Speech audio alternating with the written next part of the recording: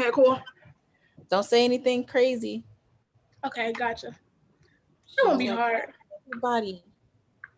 It won't be hard. It won't. It really won't. Like, I can refrain. Crazy. Okay, gotcha. It won't be hard. Everybody. Oh wait. It won't be hard. It won't. It really won't. Like. Okay. Hey everyone. Welcome to Sway Bae and Anime, and today we have me and my friend Jessica. Hey everyone. To Sway Bae and Anime, and today we have me and Jessica. Jessica's laughing for some reason. Cause I hear it kind of like when you talk. I don't know why, but I hear you repeat that like an echo. Yeah, because I had the video playing in the background. That's probably why it went. Yeah, I was like, "What is that? Is that me?" Okay. Yeah. So definitely. So like, what I'm gonna do is just share my screen a little bit to just go over stuff to go put into some more like context. Welcome everyone who's here. I doubt anyone's here, but welcome for future people who watch this. And so I'm gonna just share my screen in one moment. Okay. Anyway, so Jessica, introduce yourself a little bit so they get to know who you are. Okay. Hi. My name is Jessica. I'm 20 years old. I'm currently a junior at the University of Illinois in Urbana-Champaign. I don't know what else to say. I've been listening to K-pop for like 5 years. I've been watching anime for like 1 year. I'm new to it. Yeah, I guess that's pretty much it.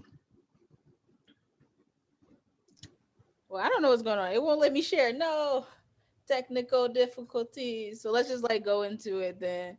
Hi, Angela. So for context for people who haven't known like why are we having this, right? So me and Jessica like earlier this week we were reconnecting and like talking catching up about things, and we ended up getting on this really interesting topic about like these movies in the early 2000s and like talking about like interracial dating within those movies. And one of those movies that came up was Vampire.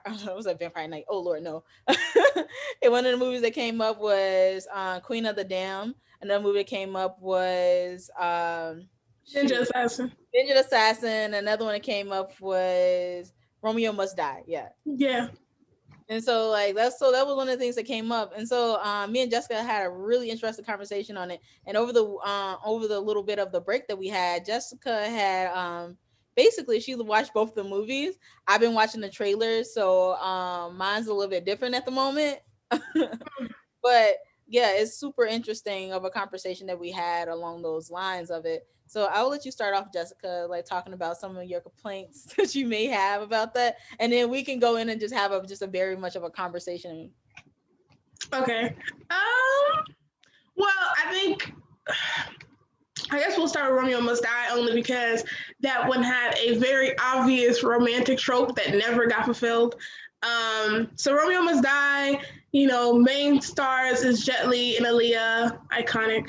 And in the movie, like long story short, they go through a lot of things in the movie, but there's like underlying romance throughout the movie. Like there's little flirts here and there. There's like just these like these affectionate conversations they have.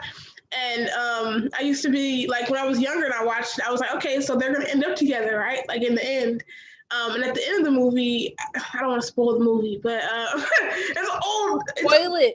They had 20 years. They'll be okay. It's a super old movie, but at the end of the movie, they just end up like walking away in the distance together, but not like all hugged up. They don't kiss. They don't end up together. They don't end up like how my young mind thought it would be. Like I thought in the end, once they got through everything, they were like, okay, well, you're bae now. But they don't end up kissing. They don't end up, hugged up. They don't end up anything. Like they'll be this close to each other face to face, but they don't do anything.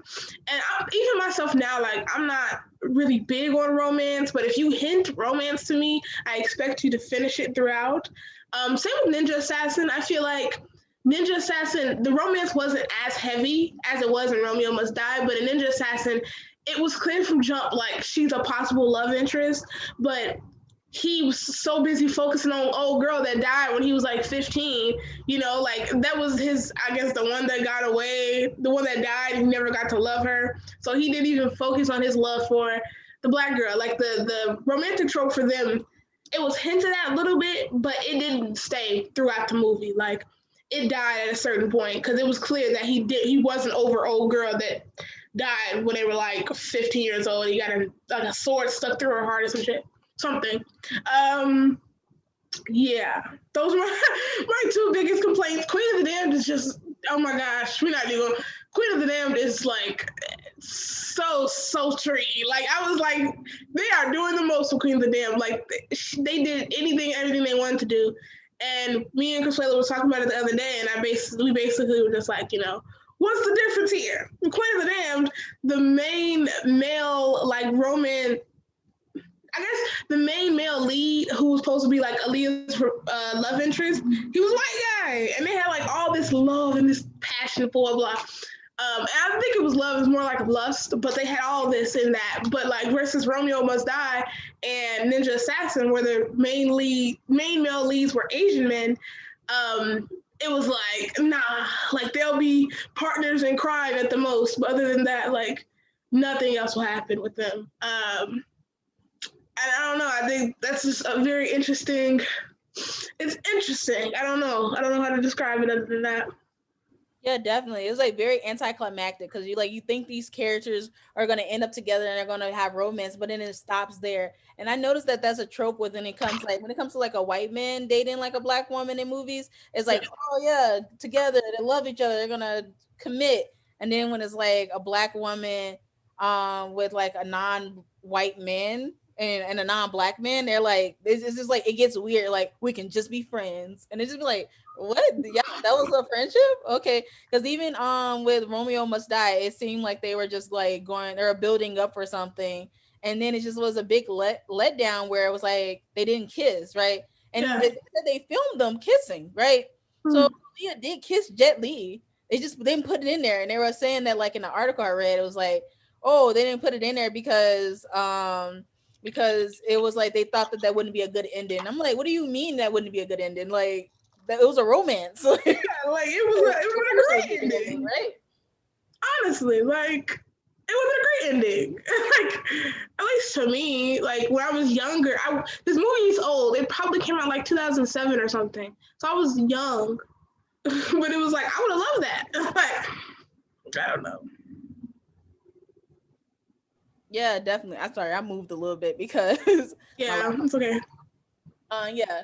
But yeah, definitely. And I think that that was a real big issue that I had as well. Cause I was just like, this is like a buildup that was supposed to happen and be romantic. And like, you don't see black women in a lot of romance films in general. Mm. So it's like to see that, and it's just very much of a letdown to have like this, like, first of all, you don't see black women in action films, like fighting crime or and like fighting people and stuff like that. And then like they having like they're the sexy seductress, or you don't really see that, right? And like Mm. you finally get to see it, and then there was just like nothing happened. Yeah. It was like even with Ninja Assassin 2, where it was like this again, is this build up, right? Of them like maybe they're gonna be together, maybe they're not gonna be together, right? But like he's like, nope, I'm not over my ex. I'm gonna still continue to be a ninja. The end. I'm like, what was it? And I guess like also the way things are promoted, it was like it was promoting like them. Like I look at the trailers, and I wish I was able to share my screen, but I'm unable to do that at the moment. But like I wish that they would have shown like so much of the buildup that was going on, and because it was like not a good buildup. I mean, it was a good buildup, but then it just like boosh, it just went Yeah. down, where it was just like, okay, so this is supposed to be a couple. Y'all promoted it like they were gonna get together, and then they didn't, right? Mm. And like I heard on through the grapevine, right, that the reason why Rain didn't kiss, I think her name was Nami, the actress. Let me check real quick. I have like a whole little like thing. Yeah, her name was like Nami. Right, the reason why they were afraid that his Korean fan base was going to not like him kissing a black woman, and he was going to lose people doing that. So they tended to have more of a platonic relationship, right? And I thought Yeah. that was like super weird. So what do you think about that, Jessica? I feel like, I mean, I feel like when I was younger, my heart wanted that. Like, I think my heart, naturally, I feel like they could be partners in crime and they could be romantic. Like, I feel like, if when I was younger, I really wanted that to be the case, kind of like a Bonnie and Clyde type thing, minus like killing just random people that actually have goals of who they want to kill. I feel like, I don't know. I feel like now, because I've watched the movie and I'm so used to them being platonic throughout the movie, it's kind of like, okay, whatever. Like, it's hard for me to imagine them even being romantic because it was like they completely shut that down. But I know if when I was younger and I watched it, I expected it to be a romance. Like how he saves, rescues her, takes her, heals her, like all this extra stuff, and that doesn't happen. And then I was like, when I was a kid, I was like, okay, why isn't he interested in her? And then they just kept having these flashbacks of him like reflecting on the death scene of his 15-year-old love. Um, and then I was like, oh, so he not over old girl. So clearly, this love thing won't happen even if he wanted to. But it's just, I don't know. I feel very conflicted, like I said, because on one side, I really wanted that, but on the other side, it's like I'm so used to them being platonic, I can't even imagine what a romance will look like now. Yeah, definitely. Yeah, like what does it look like? I finally was able to share my screen. Yay. Yay.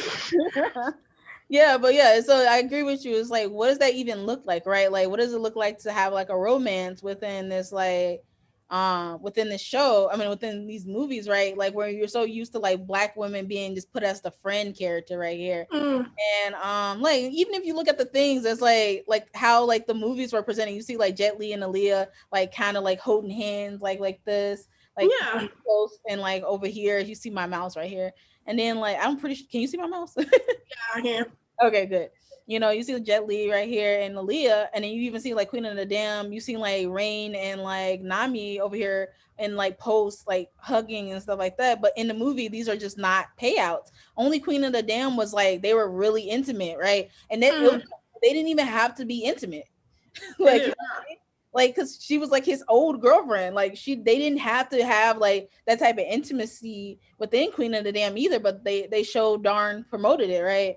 Yeah. I just thought that was also weird as well. So I just think that's just so funny. So like right here, I have like Aaliyah. So just in case people don't know who Aaliyah is, I have this like really cute photo of her. Aaliyah unfortunately died in a plane crash in 2001, but she's from New York.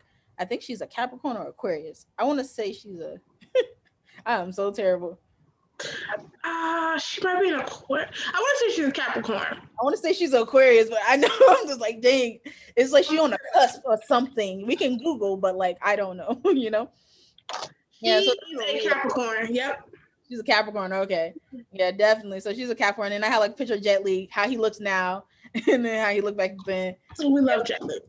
Jet Li's beautiful. He aged a little. He probably, I don't know. He's like 57. Yeah, Yeah. he looked like 57. So he looks his age. He's done a lot of working out. So I'm pretty sure, whatever. I couldn't look hopefully I look good at 57 though. So, but his occupation is martial arts, just in case people don't know. I feel like somebody's gonna be like, I know these people already. But yeah, just for people to get reference if they don't know who we're talking about. Yeah, but so like you had like Jet Li character and like, Aaliyah's character right here. So this is how Jet Li looked back in the day. And then you have like Aaliyah's character. Yeah. Um who was just like her, and it was just nothing, and I think that's so like interesting. And then you had like Rain. So Rain back in the day, I remember I was so excited for that movie, and I was getting into K-pop during that time, so I was like, yes, this is gonna be good, it's gonna be amazing. And then like just nothing. I Yeah. remember people being like, yeah, and I remember being in high school and people being like, oh yeah, good thing he's not with any black girls. Like they were happy that he wasn't in black girls because I was like hanging out with the K-pop kids in high school. Mm-hmm. They were just like, oh yeah, I'm happy he didn't end up with no black girl. And I just thought that was just so weird at that time. I was just like, oh, like they wasn't supposed to end up together. And I really started reading articles about that. Mm-hmm. And how do you feel about do you think that rumor is true that like in the K-pop industry they wouldn't let him date Naomi, or Naomi's character, like her? This is her character. you know, how do you feel about that? No, I feel like the Rain that I know now, I'm pretty sure he has full artistic control over what he does now, at least. But this man is like in his 40s at this point, or like 30 something. So like he's been in the game. He debuted in 1998. So I'm sure, of course, at this point he can do whatever the hell he want to do. But when that movie came out, I wouldn't be surprised if his management company or whoever ran and run his career. I wouldn't be surprised if they were like, we're not doing that. Don't do that. And because I don't know him, and it's not like he's said in the past, like, I have a thing for the ebony. Like, I don't know what he's into, so I can't even say, like, oh, that makes sense because that's Rain. Yeah, he avoided that black woman because he didn't want her, or like, I don't know. It could very well have been his management company, like, you can do everything but this. It could have been his decision to be like, I ain't gonna do that. I need my fan base. It could have been so many things. Like, I don't know. Like, I feel like I don't know. I feel like I said, it's kind of torn. Like, it could have been so many reasons why he decided not to do that, or why he just couldn't do that, or maybe he was under contract that he had to listen to his company. But regardless, it was just like, I think we did want that, and I feel like if the movie was made today, I do feel like they would have explored that romantic trope, because a lot of fans would love that. So. Yeah, I was wondering about that. You don't see that many interracial crime fighting movies anymore. Like, I was talking to one of my friends, and we were talking about like the buddy cop trope back in the like 80s and 90s, and like and how it became interracial. And it's like usually you have like black person with non-black person, or you have white person with minority. But that's like usually just it's just a black person with like another minority with so like they just work together to figure out they all had something in common the whole time, right? So like I think about like Rush Hour, I think about like I think it was Die Hard, a buddy cop movie. But it was like all these like 80s ones of like I think it was like Bruce Willis was in a movie with like Denzel Washington. Oh Lord, my memory. Yeah, I damn sure don't remember it. Yeah, I was just like, yeah, but it's like all these tropes. So I wonder what happened, because I remember the most recent buddy cop movie was like with The Rock Johnson and Kevin Hart, but I don't like that. I didn't really like that. I feel like that wasn't a good buddy cop trope for me. Reading the live chat is so funny. Like, so as we're doing this video right now, I'm reading the live chat in the YouTube, and people got stuff to say. Like, what are they saying? Like, one person said, it's a good point how we don't expect these type of relationships in real life because we don't see it in films. And I think that's very true. The media has a great part to play on our perception of reality. So it's like, if you don't, it's kind of like, me as a little black girl. Like, when I was younger, I didn't see many black women in film, so I didn't expect there to be like these bomb-ass black Broadway actresses, these black like entrepreneur CEOs. Like, I didn't see it on TV, so I didn't perceive it to be reality. But now that I'm older, of course, I see it, and I see it in real life, and I'm an adult now. So I think that's a really good point. And then someone else said, I'm really giving Rain the benefit of the doubt. Listen, okay. When I first got into listening to just Korean music in general, I started with K-R&B, Korean R&B, and then I got into Korean hip hop, and I was like, oh, that's scary. And then I got into K-pop. So like, I feel like when I first started, Rain was the guy. Like, I didn't look at anybody else as far as like being physically attractive first before Rain. Rain was the number one. Like, even though I was a child, and he probably was like, he's like 15 years my senior at least. But I loved Rain. I thought Rain was very handsome. So like, maybe, I'm giving him the benefit of the doubt because I want to keep that memory forever of him being the wonderful, wonderful star that I think he is in my mind. But in reality, because I don't know enough about like not just the K-pop industry, but Korean media in general, I don't know how things are run. So I don't ever want to say like, oh, Rain had the opportunity to kiss this ebony goddess and he decided not to. Like, I don't want to say that because like, what if he didn't? Because he made this movie probably when he was like early 20s. And I think he debuted probably like teens, like maybe 16, 17, probably earlier, maybe. So I'm just like, I don't know what artistic control he had over his career at the time. My logical brain wants to say like he probably didn't have as much freedom as he has now, of course, now that he's been in K-pop for 20 plus years. But at that point, it's kind of like I want to believe that, he just wanted to make the movie, get his money, and go. He didn't care what the company wanted him to do. As long as he made the movie, got his money, and went back to Korea, I don't think he cared. But like I said, I don't know this man. Like, I never did a meet and greet with this man. So I want to give him the benefit of the doubt because it's like, I don't want to persecute him so badly. And then we find out, like, actually, slave contract. I don't know. So I guess, yeah, like, whoever Uncommon Fund is, I'm giving him a benefit of the doubt because I don't know. I'm too unsure on the topic, on the realm of Korean media and the K-pop industry and, Korean film. I just don't know enough.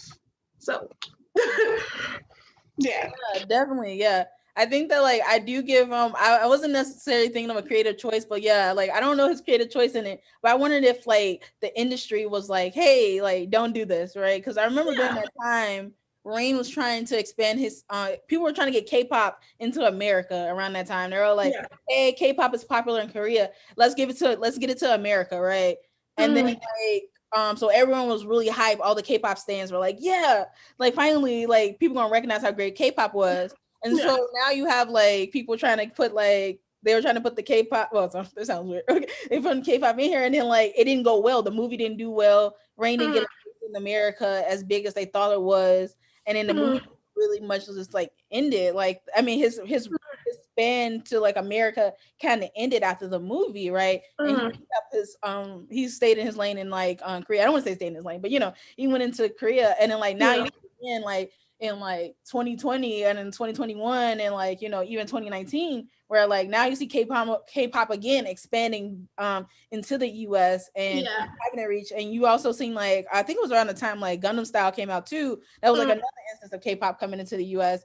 And like but still the US people were inviting. And so I think that like you were saying, like I think if that movie came out now, people would be like more interested in seeing it. Oh, he's a K-pop star, let's check it out, and like looking into it because and so I think that they were also talking about like when I heard rumors about also like I think I was reading an article or something, they were just saying that they didn't want to alienate the Korean audience, because it is a lot of like anti-blackness in Korea too.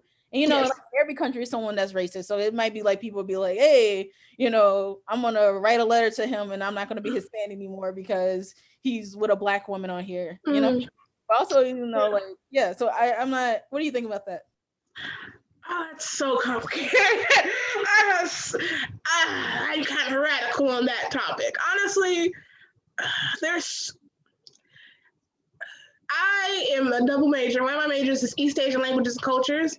I've been studying I primarily focus on the possibility of reunification with the Koreans, which I don't know if that's going to happen, but I primarily focus on North and South Korea as well as China, and then I focus on the pop culture within those places as well as like the government, just society as well.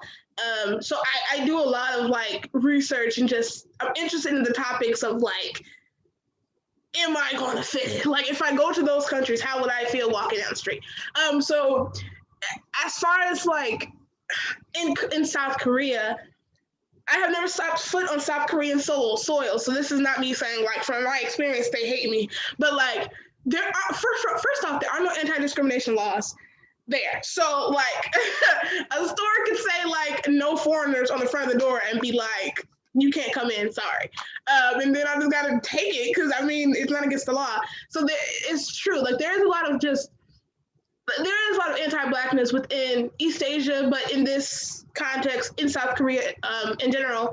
And I think that does matter when you come to the topic of like, how will it look like to have a Korean man and a black woman in a romantic relationship? Like, what's that going to look like? It's going to look, first off, it's going to look completely different in the U.S. versus in SK.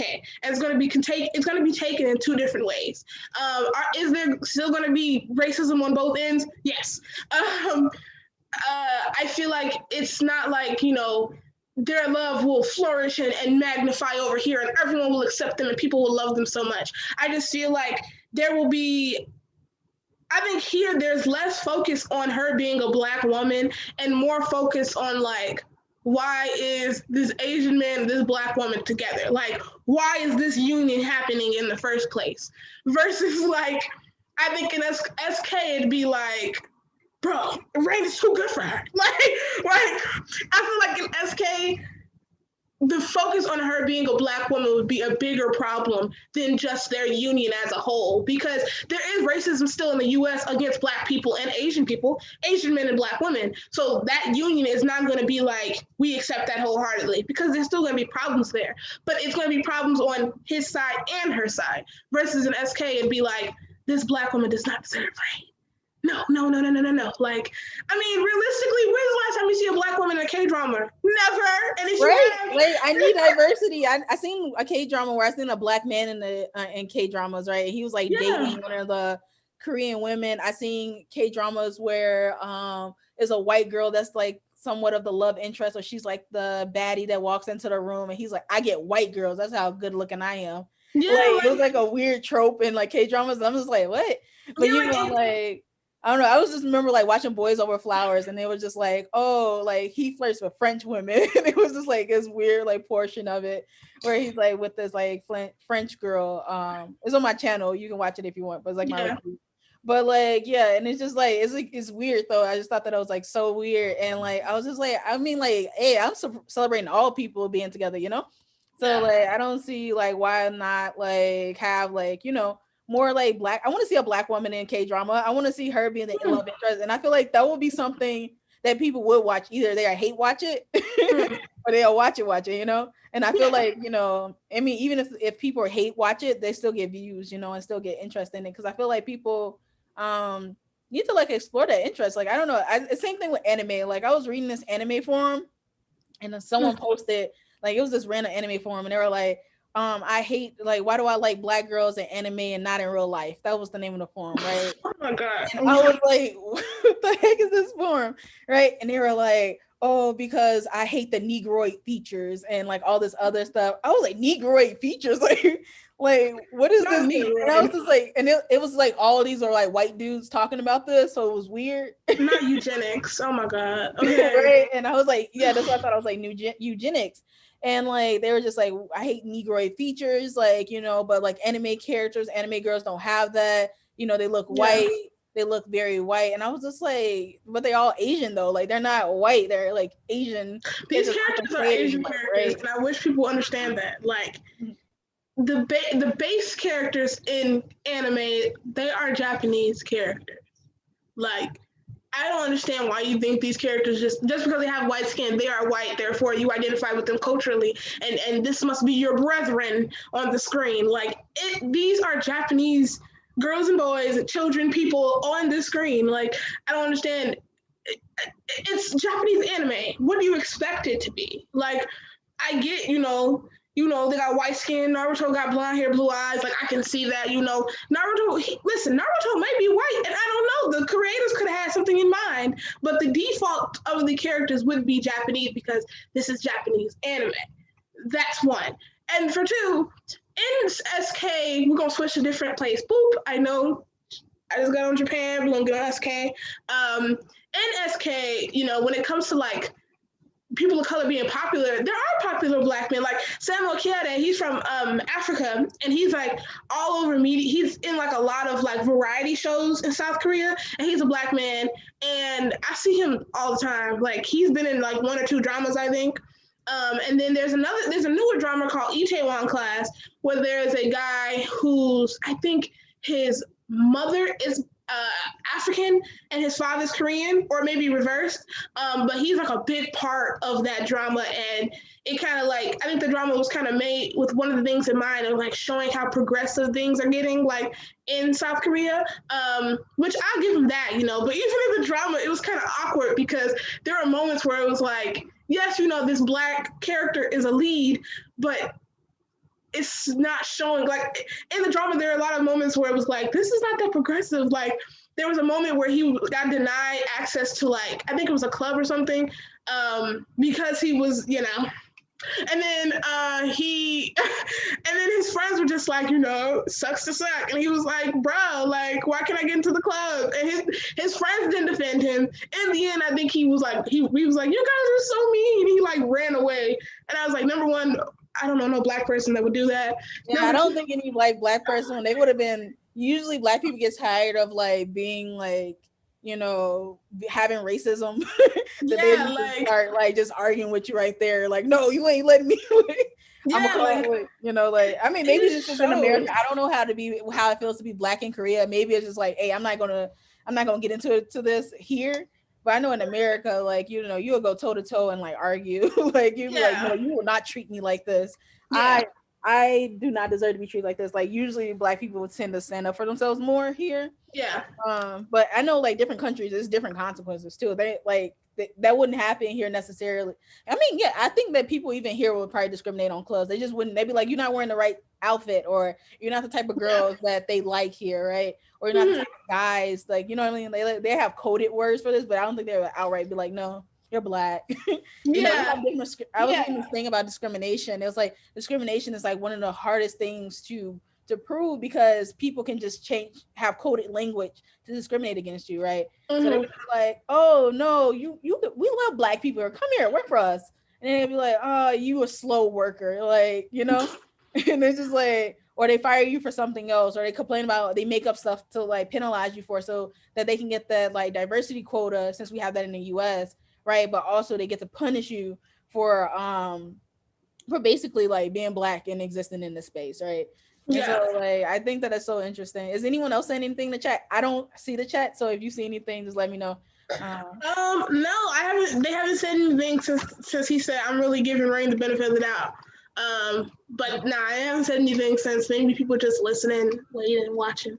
But I get a bunch of dislikes. So like everybody's like, I hate that you talk about race. But I feel like race is a topic that needs to be talked about. And I know a lot of people just be like, oh my gosh, this is so tiring. I'm so sick of talking about race. When in reality, it's like, if you're not having the conversation of race and you are not working to fix the problems that I am talking about in this conversation, I'm going to keep having the conversation until things are being fixed or things are being worked on, especially if I'm having a conversation about race and it has something to do with you or people that look like you or people in your culture. Like, because I hate people that just be like, well, I don't do that. But it's like, if you're a bystander, you're just as bad. Like, if you, see this type of discrimination in your environment and you don't do anything about said discrimination, you're just as bad, So it's like, I'm having these conversations for, people in your culture, but also you to fix your behavior. Now, if you are a person that's just like, I stand up for Black Lives Matter,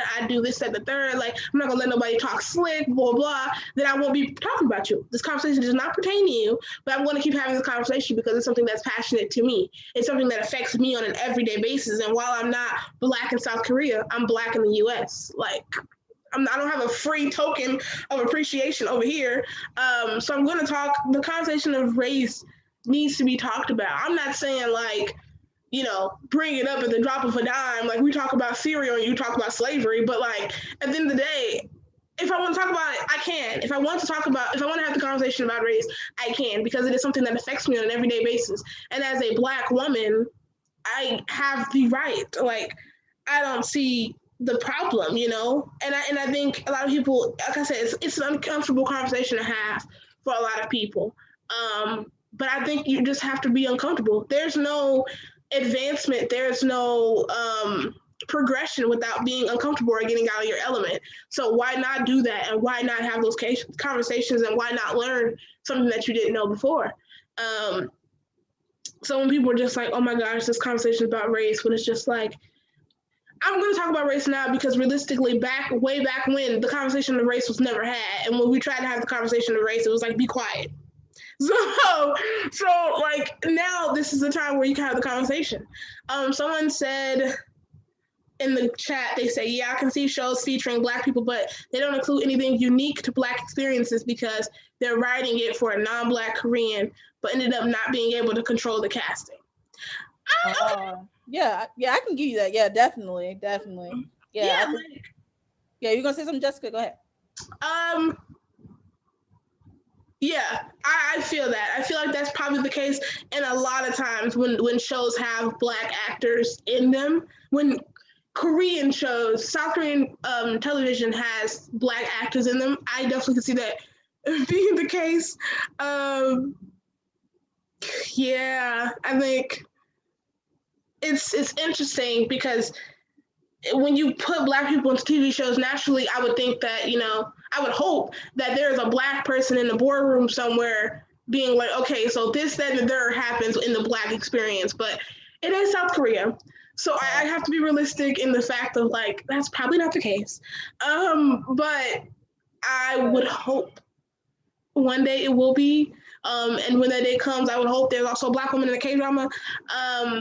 You know, Put me in a K drama. I could be, I don't know. I just be like, I probably wouldn't speak because I don't know Korean. I just be like, the whole time. It could be a comedy act. yeah, like, but I don't know. I feel like that's very realistic, though. I think that's a good statement. Like, a lot of times, I can see like when black people are in, even black men when they're in the K dramas, their existence is very surface level because there's nothing unique about them because there's nobody to talk about their unique black experiences. So they're not going to add much depth to that black character because it's like they don't know what depth to add. Like they don't know what specific details to add to a scene that pertains to this person's blackness.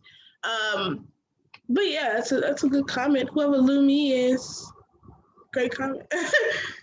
Great Yeah, point. definitely. I think that for like, yeah, I'm thinking about like how the early 2000s and 2010s were in the US. Like they were casting black people for a while and like early 2000s and 2010 TV for some reason. Like they had all these black people in the 90s and 80s making movies and films. And then all of a sudden it just started becoming white, right? And like Mm-hmm. it reminds me of that time period where it was just like they started writing stuff for black people that it just didn't sound like the true black experience, right? And it was Mm-hmm. because like these are allies, these are advocates in the space, but also these are producers that want to make money as well, and they're like, hey, let's write a unique story about this individual, and then they don't have anyone who has that experience in the room, right? And then it's like also like someone that understands race in the room as well. And I think that that's also like a disservice to the people who watching too, because I think that they think of the black experience very social surface level. Even like with the queer experience, right? I was watching this K drama and it was just like about like this gay man and like and how he was feeling towards this other person.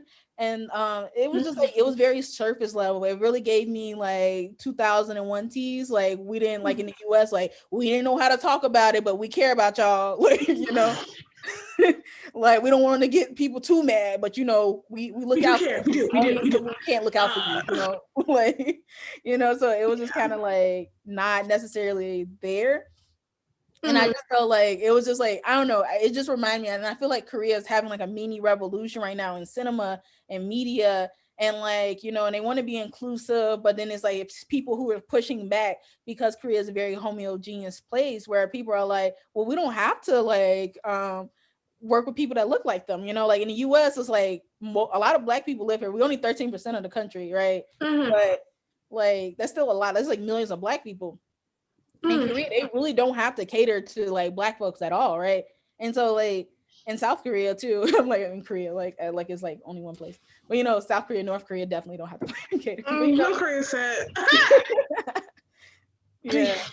Well, like they don't have to necessarily cater to black folks. So like a lot of people are like, well, I'm not interested, or like I don't have to care, And Mm-hmm. I think that like, but I think that we have to think about like anti-blackness is definitely global, where it is a lot of people who do have to. I mean, it's black people who live in China, it's black people who live in Korea, it's black people who live in Japan, it's black people who live all over Asia, and they have been living here for hundreds of years, right? Who have been like written out of history, right? I don't know, it sounds weird, but yeah, definitely, because people trade, people live in different places, people move, they migrate, they leave, you know, and I think that that's something that's really not really pushed forward to like the history pieces, or push forward to like the change that these countries need to make in order to be more inclusive, right?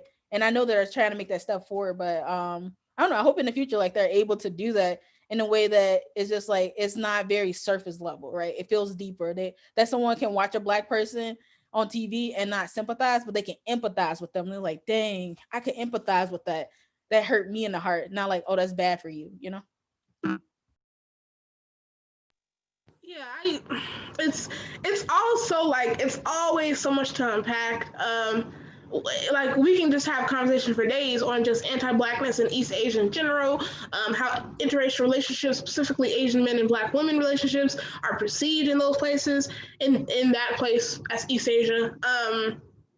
Like it's a lot, and I feel like it's an interesting conversation to have when it comes to how times have changed, like how it is perceived back then and how it's perceived now, and how it may be perceived in the future in hopes. Um, Someone said we're having a great conversation. It's very thought provoking. Yes, yes. Um, but yeah, like I think I think it's it's always interesting to think about, like you know just interracial relationships in general, but I guess in this context, Asian men and Black women being together. It's always interesting, especially when people pose certain questions about the topic. And I remember when the phenomenon, it was not like a phenomenon, but like when this specific type of interracial relationship was introduced in media, I remember like watching some YouTube clip or something, and it was like, it's interesting how like the least desired men in America and the least desired women in America got together to love each other. I'm just like, questions, concerns, thoughts. Like that's a lot. And it's like I don't. Okay, like I remember just watching the video, and I don't think they said it as like a haha dumbasses, but like I think I think they said it more so like of how I guess Americans treat these type of people in particular, like how Asian men, specifically East Asian men, are never like perceived as a love interest, a main love interest in a film. They're usually like a sidekick or a background character. Same with a Black woman, like she's never really perceived as a love interest. She usually like lusted after, but she's never perceived as like a intelligent love interest who has her own mind, feelings, thoughts, and she's in a main lead. And if she is, it's usually like I said, it's somebody lusting after her, or like she's in an interracial relationship with a white man and he's giving her a chance to love his glory, or like it's like if it is a main relationship where it's like this is a Black man, this is a Black woman, and they are the main love interest, they are the main like relationship in this film, it typically caters to just a Black audience. It's not like we're gonna put this film on TV, like we're gonna put this in the theaters and everyone's gonna love it. I think that's happened more so recently, but when I was younger, I don't remember ever seeing something like that. So it's like, it's always interesting to see, like, I don't know. It's always interesting to think about, like, like, questions peculiar. It's very peculiar. But yeah, I guess. Yeah, I agree. I think that is like something to definitely think about. Like, because I think that for me personally, like, I think that like a lot of times, like in these, like, you don't never see like, I don't know. I think about a lot of times, like, people talk. What stuck out to me the most is like what you said in the beginning. Like people like least desired woman, least desired male, But these are like very like very societal ideals of what makes a person desirable. And then you get into desirability politics, like why isn't this person desirable, right? Like just because someone's Black doesn't mean they're not like, desirable, and just because someone's like Asian doesn't mean they're not desirable, right? And like, and I don't know, I just think that like it's like, and desirability can get very racist, right? Right, like you're not beautiful because you're Black, or you're not beautiful because like XYZ, and this can be very unfair and hurtful to those people in those spaces, right? And I remember when like I was younger, like I was taught to like think like that, like, oh, like Asian men are undesirable, Black women are undesirable, and that's why they should that's why we work well together. And I was just like, I don't think that should be it. Like, like it should be like you should like people for who they are, right? And if they're like beautiful to you, then they're just beautiful to you. But I think that also people always forget to mention in general is like how like dating has like dating someone for a man to date a woman is always a social cost and a social benefit, right? And usually men would tend to pick someone for a social benefit, right? usually men are not, women would definitely do this. Women would date someone and like, they don't care what their family thinks. And most of the time, like women would date someone despite that, right? Where a man would be like, no, my dad said I can't date people like you, so I won't. Right. Or like men tend to be like, no, like my family won't do that. I'm not losing my entire family for someone that looks like you. So I won't even entertain the thought of that. Right. And I think that like we have to think of social costs. Like people lose like social mobility because of who they date and marry, right? People lose access to finances, right? People lose family because of who they choose to date. People have to go through racism in a different way because their children and what their children may look like, right?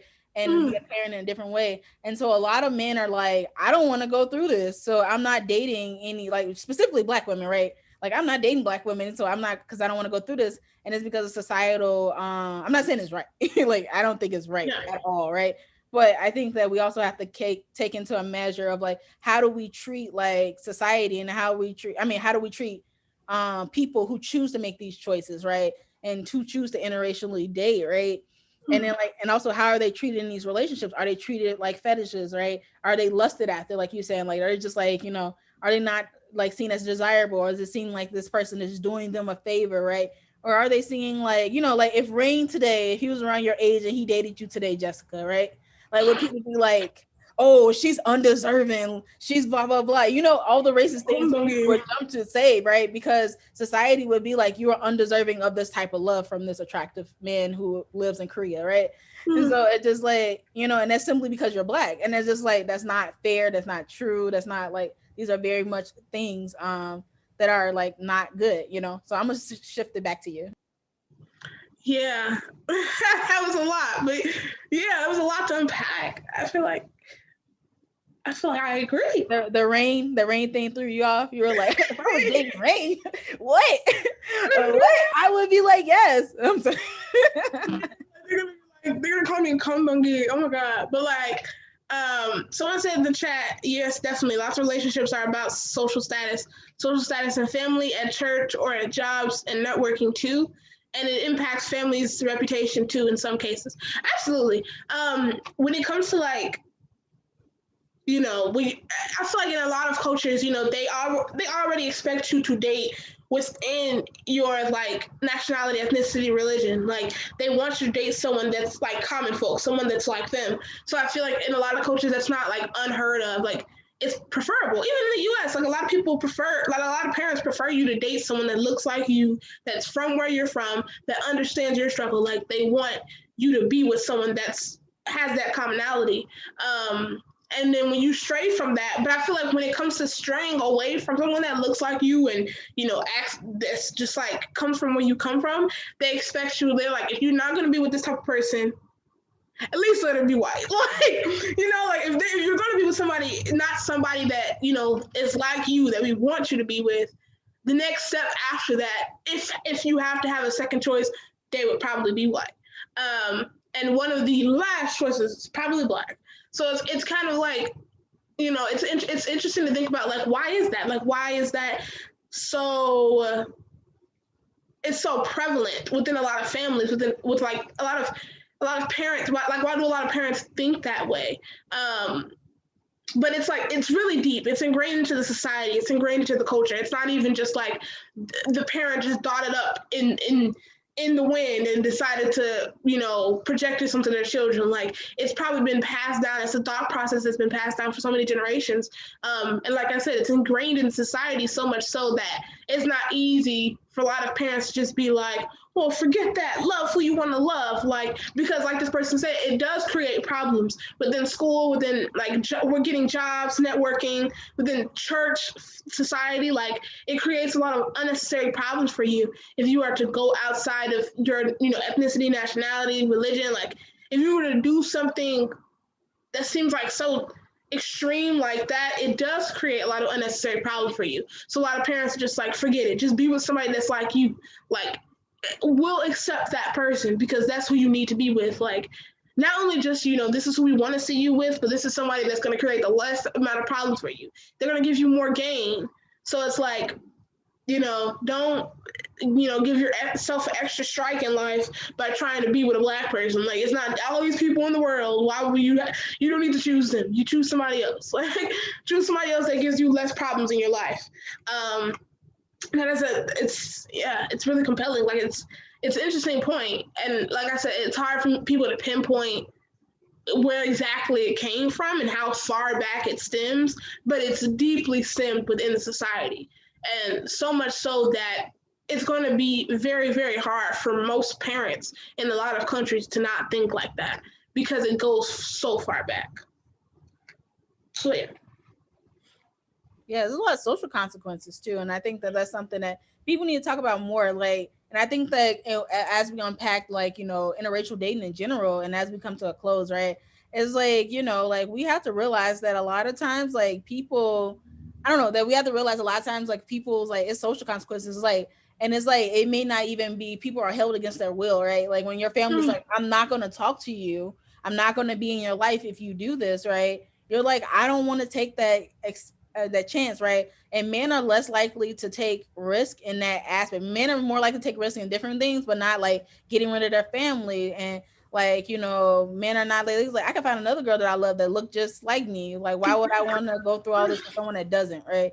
And like, and I think that just reminds me of like when I was a kid and like when I was a high schooler, and how that was a big issue too, of like I remember this guy, I went to a predominantly Latinx school, and it was like this non-black Latinx guy came up to me and he was just like, Kiswilla, I can't date black girls. And I was like, okay. Like, I didn't never ask you out, but okay.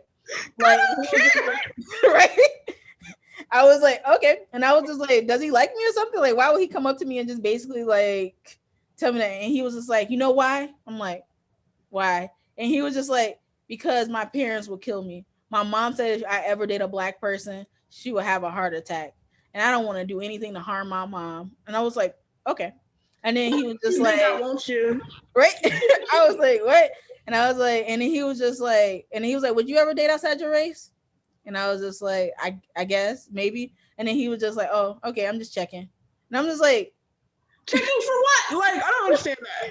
How would you walk boy, up to you don't get out my face? But like the point, that's what I was like. I was like, boy, you don't get out my face. I was so annoyed. I was just like, my high school people just come up to me saying random shit.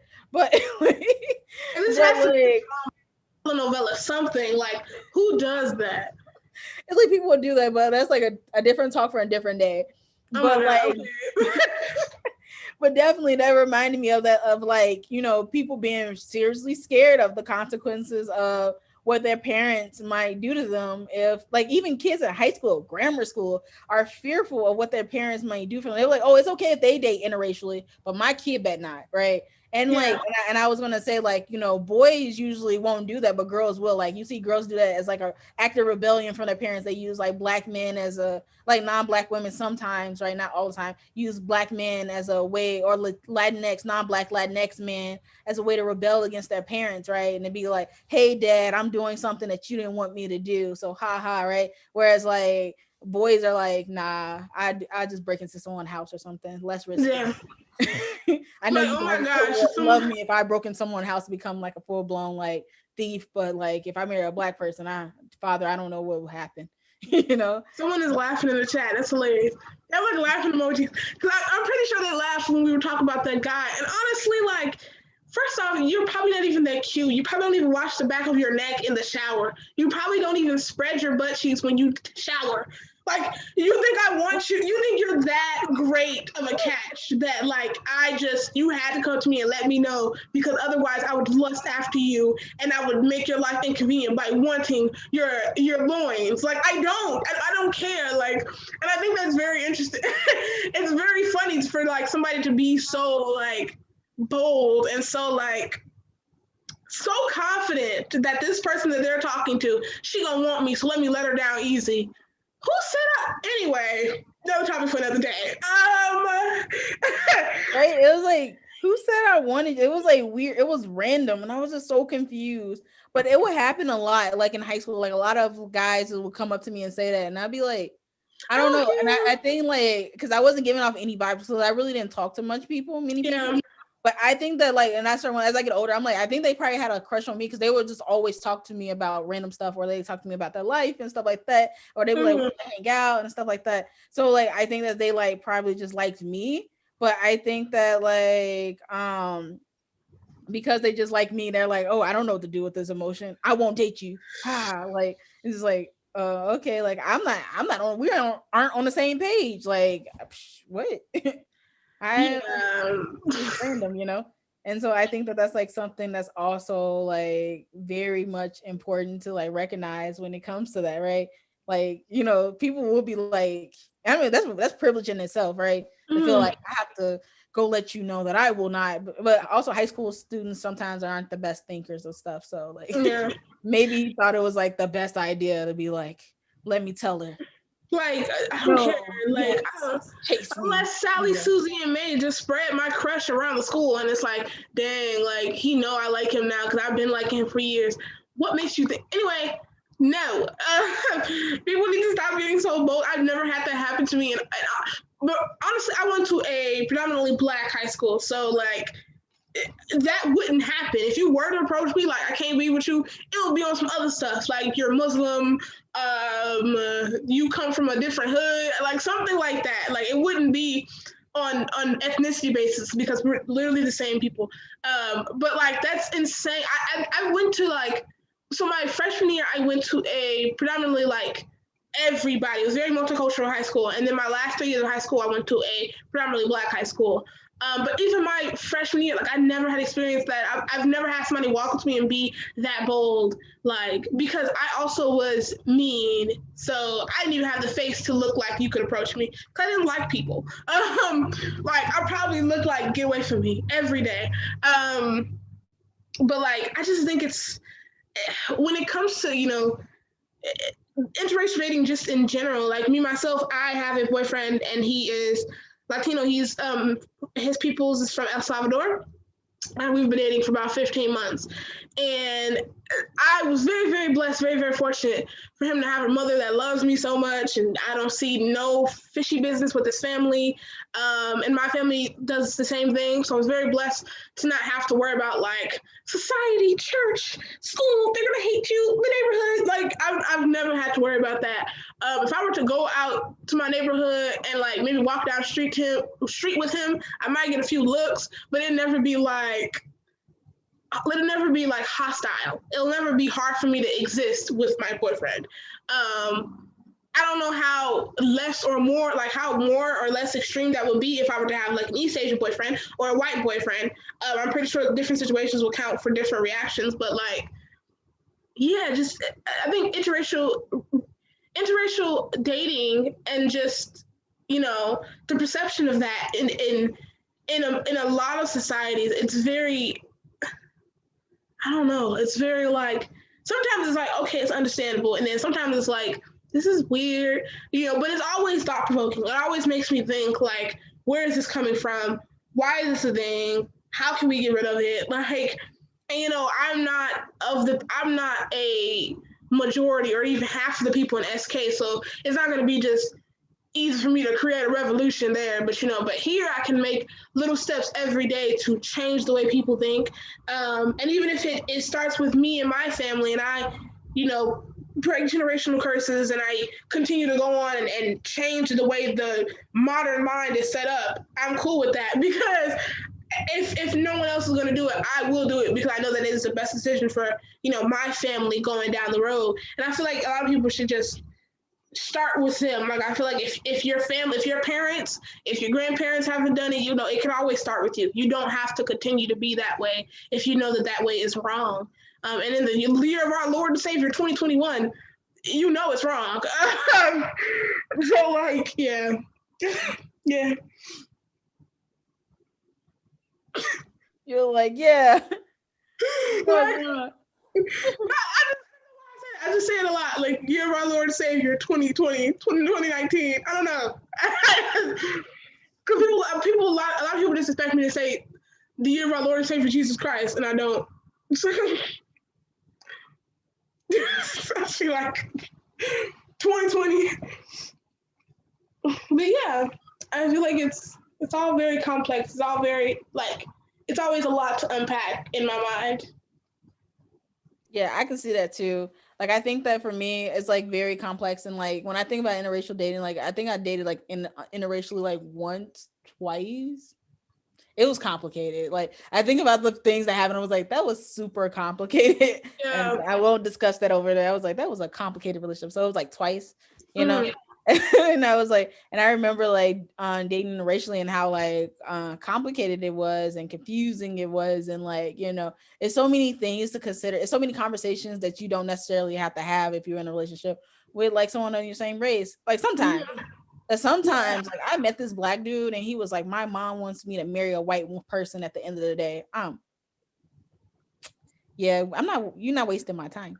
Yeah, You know, that is interesting. That's a different conversation in itself. Oh my god. like yeah, exactly. I was just like, you're not wasting my time. So like even so like so I put that with a disclaimer that some black people are like, you know, people want them to like, you know, marry outside, you know.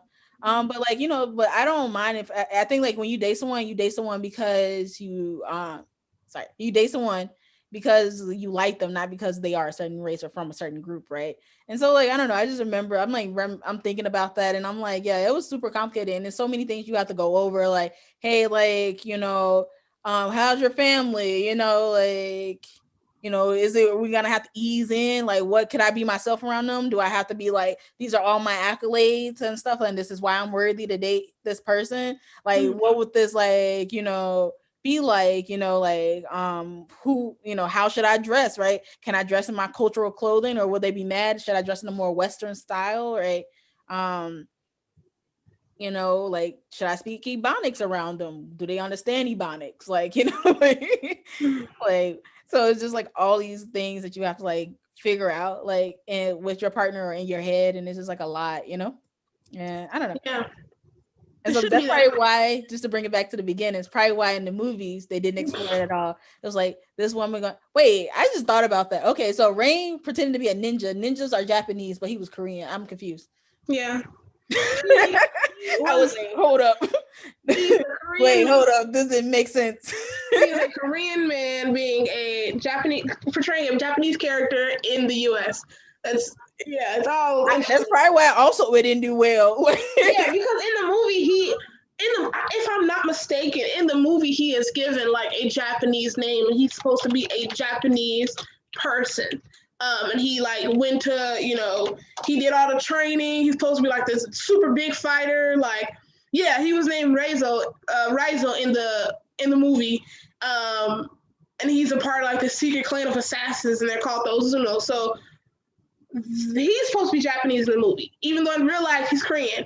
I believe in the movie he was supposed to be Japanese because I feel like every character in the movie that is supposed to be, every character in the movie that is East Asian, they're Japanese. So I feel like he was supposed to be Japanese. Like nobody's Korean. So I feel like he was supposed to be Japanese in the movie. Oh yeah, I can see how that wouldn't work, like in a different country, right? Like I can see how people being like, as much as the Japanese have done to like the rest of East Asia, I can see how like people are being like, you gonna be Japanese? You know what Like, they did to us in that war? people hate Okay. Japan so bad, and I didn't know that when I was younger. I was like, why everyone have beef with Japan? And then someone was like, that's because Japan don't know how to sit down. They don't know how to stop. Like they always used to. I think it just there was a lot of conquering, a lot of war going on.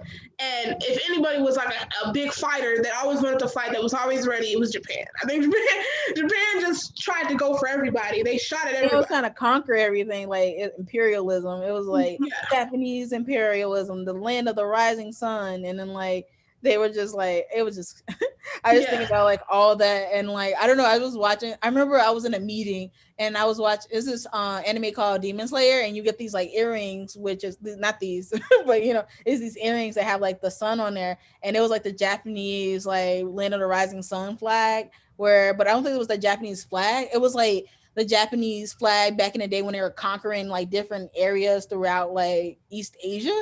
And I was like, oh shoot. And I wore it. And I was like, and I wore it around like I was in Chinatown and I wore it and people were looking at me crazy. And I'm like, why are they looking at me crazy? And I was like, oh shoot, like Japan tried to conquer China too. So I was just like wearing this like very much, it's like me wearing a Confederate, like it's like when you go to different countries and people wear the Confederate flag for fashion.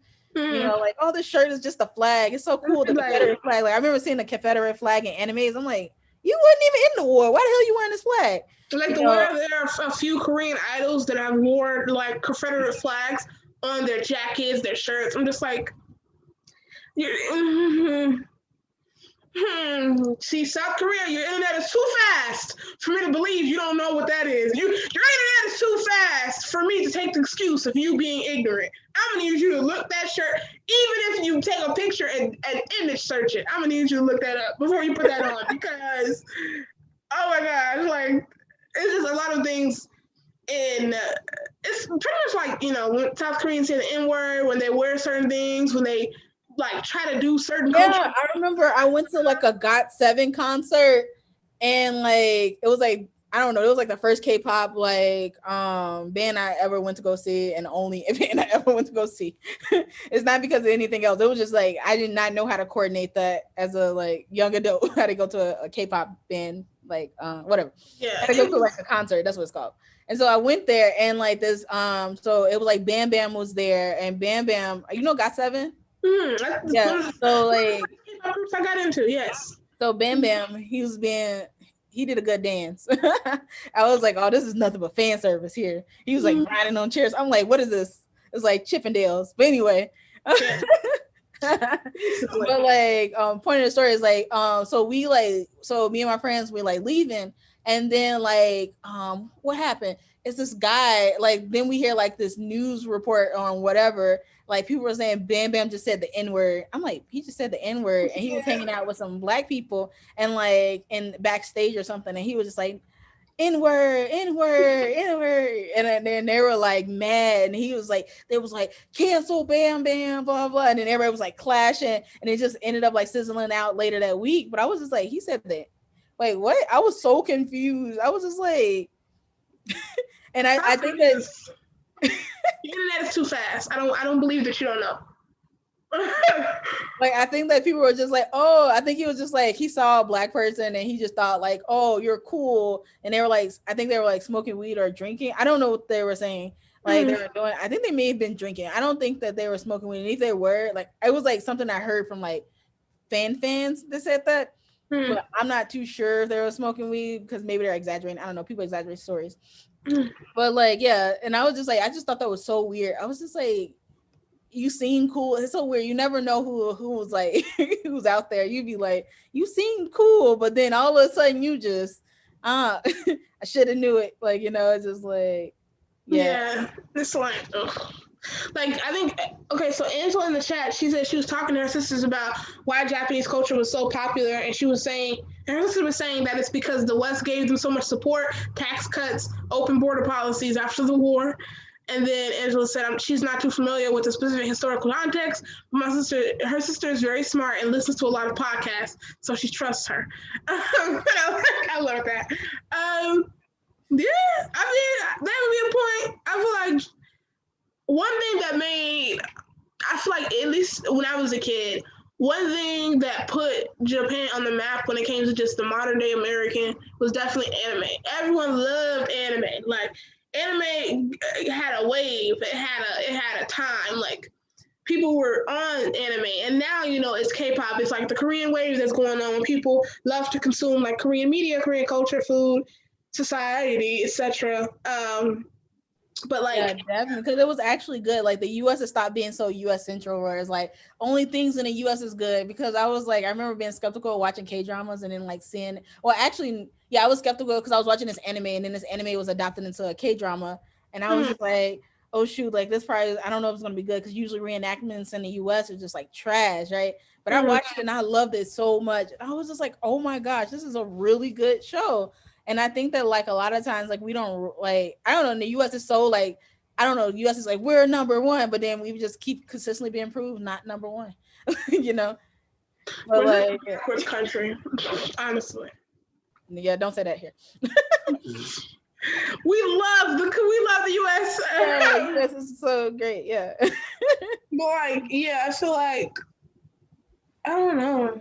I feel like it's, well, I guess to go back to the point of like interracial dating, specifically the AMBW hashtag, Um, I think It's so I think weird.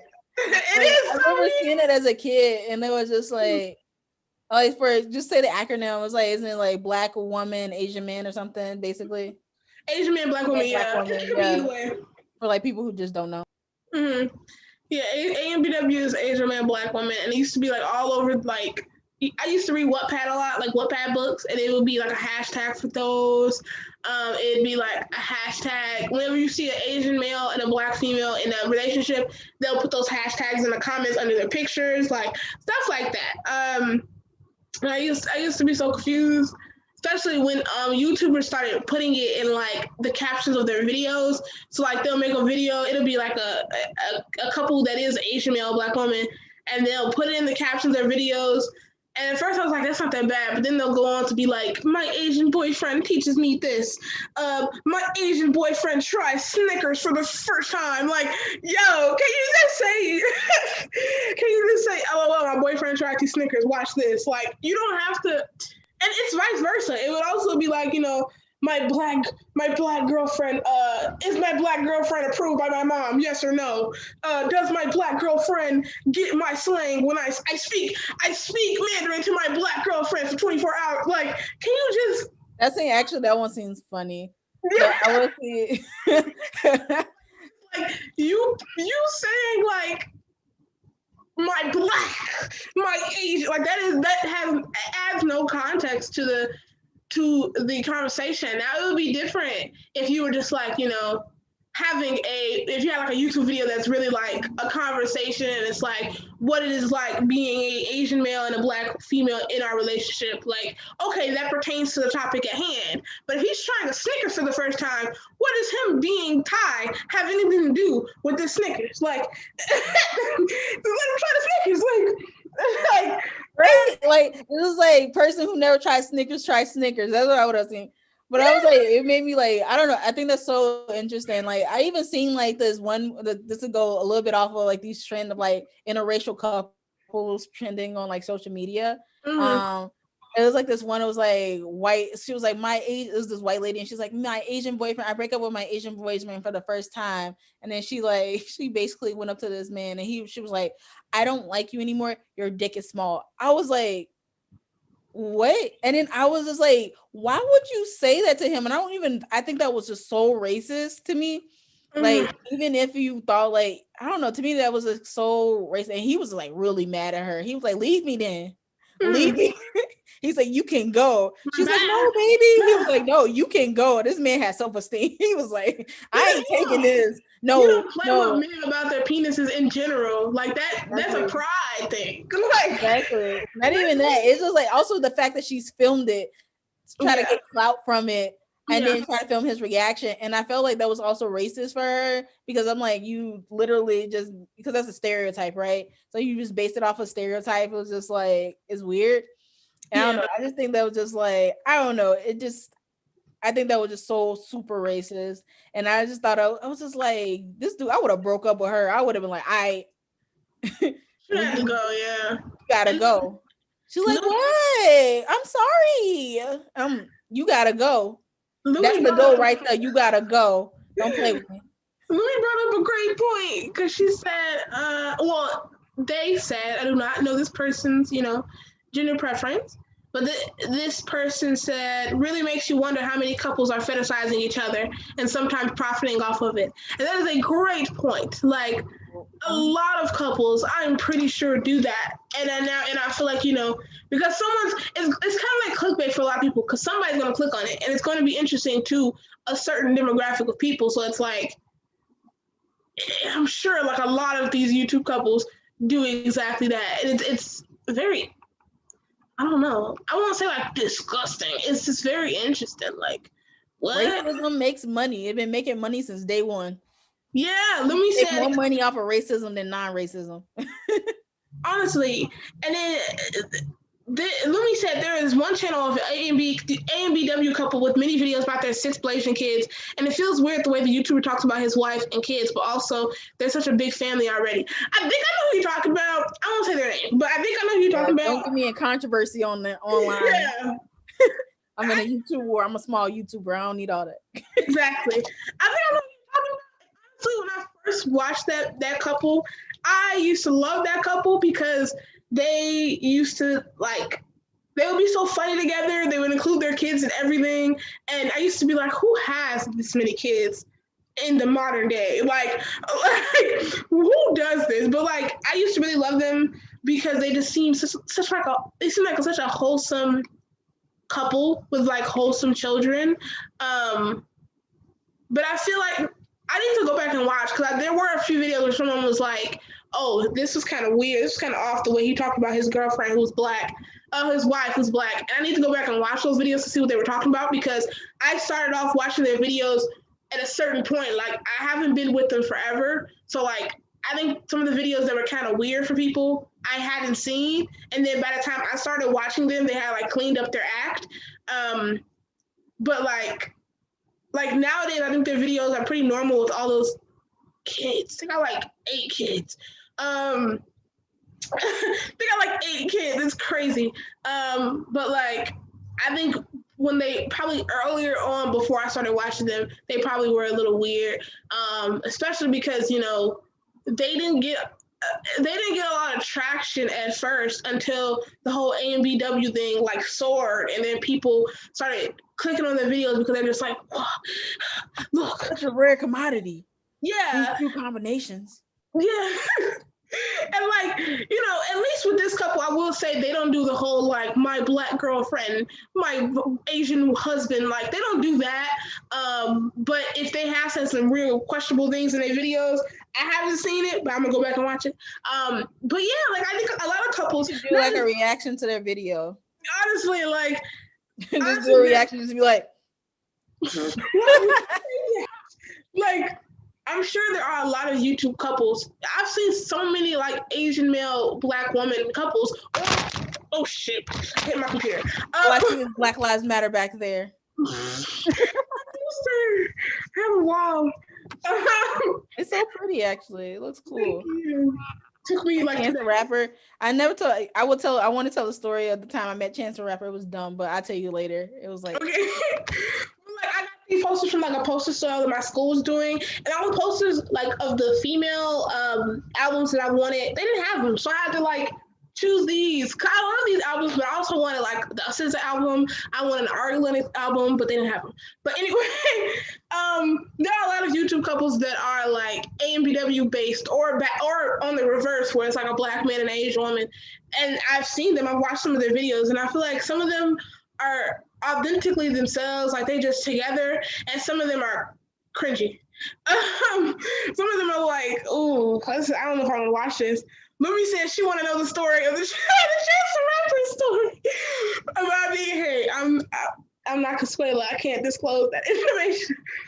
But yeah, like, I didn't even know he was Chance the Rapper.